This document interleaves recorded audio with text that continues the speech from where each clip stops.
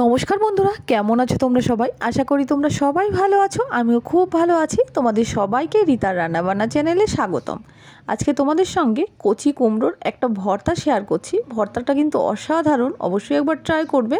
তো দেখতে থাকো আমি ভর্তাটা বানানোর জন্য কি কি নিচ্ছি।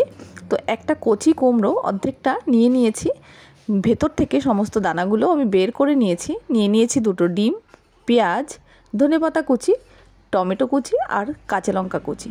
তো আমি কুমড়োটা একটা বাটির মধ্যে রেখে নিলাম। এবার ডিম দুটো ফাটিয়ে এর মধ্যে দিয়ে দেব। যতটা পরিমাণে ধরবে ততটাই আমি কুসুমটা রেখে দিয়ে দিচ্ছি। তো বন্ধুরা, এই নতুন রেসিপিটা তোমরা একবার অবশ্যই ট্রাই করো, খেতে কিন্তু দারুণ হয়। আমি এর মধ্যে এবার দিয়ে দিচ্ছি পেঁয়াজ কুচি, একে একে সমস্ত কিছু দিয়ে দেব। দিয়ে দিচ্ছি টমেটো কুচি, দিয়ে দিচ্ছি কাঁচা লঙ্কা কুচি,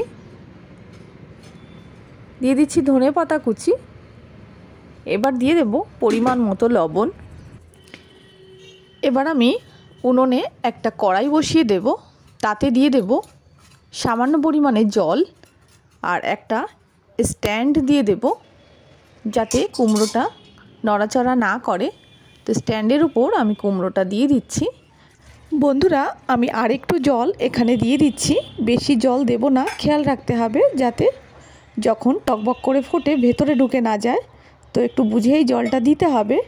এবার আমি একটু লবণ দিয়ে দিচ্ছি, যাতে লবণটা কুমড়োটা কিছুটা পরিমাণে অবজার্ভ করে নেয়। এবার এর উপরে দিয়ে দিচ্ছি একটুখানি হলুদ আর দিয়ে দেব সামান্য পরিমাণে সর্ষের তেল। তো এই সমস্ত কিছু দিয়ে আমি ভালোভাবে আর একটুখানি চামচ দিয়ে নাড়িয়ে নেব।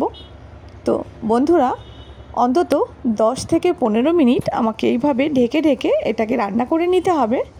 মাঝখানে আমি একবার উল্টে দেখেছিলাম, তো এখনও হয়নি, তো আরেকবার আমি ঢেকে দিচ্ছি।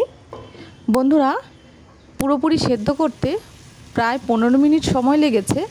তো তাও চলো দেখে নিই ভালোভাবে, চলো আমরা দেখে নিই সেদ্ধ হয়েছে কি না।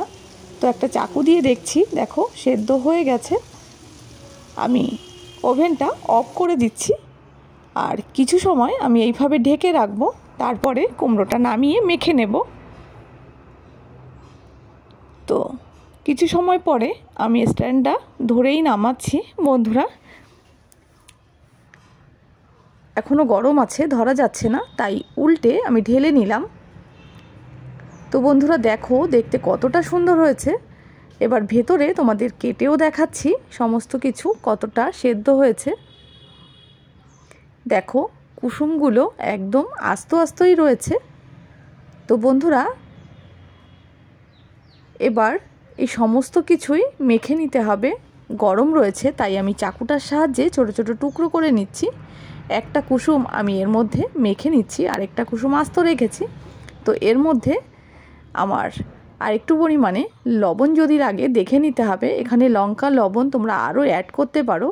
আমি লঙ্কাটা বেশিই দিয়েছি আর অ্যাড করছি না, কিন্তু একটু কাঁচা পেঁয়াজ আর একটু ধনেপাতা কুচি আর সামান্য পরিমাণে সর্ষের তেল আমি এখানে ব্যবহার করছি। বন্ধুরা, ভালোভাবে মেখে নিয়ে এবার গরম গরম ভাতের সঙ্গে সবাই মিলে খেতে বসে যাব। বন্ধুরা, ভিডিওটা তোমাদের কেমন লাগলো কমেন্ট করে অবশ্যই জানিয়ে দিও। আর যদি ভালো লাগে একটা লাইক দিও। যারা সাবস্ক্রাইব করোনি সাবস্ক্রাইব করে বন্ধুর পাশে থেকো। সবাই ভালো থেকো, টাটা।